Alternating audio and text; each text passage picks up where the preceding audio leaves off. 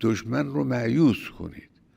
بسم الله الرحمن الرحیم. السلام علیک یا علی ابن موسی الرضا.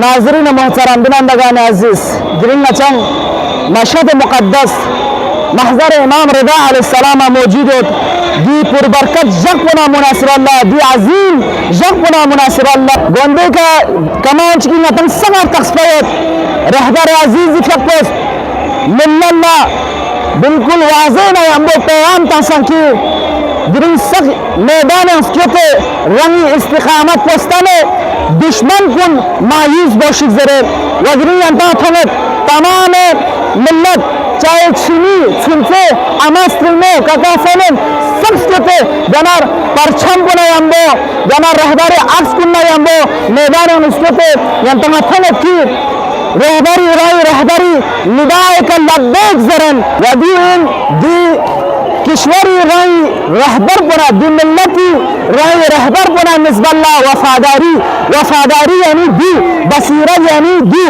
ولی رهبری سپره که لبیک زرن دی میدان مسکت ینتما تنت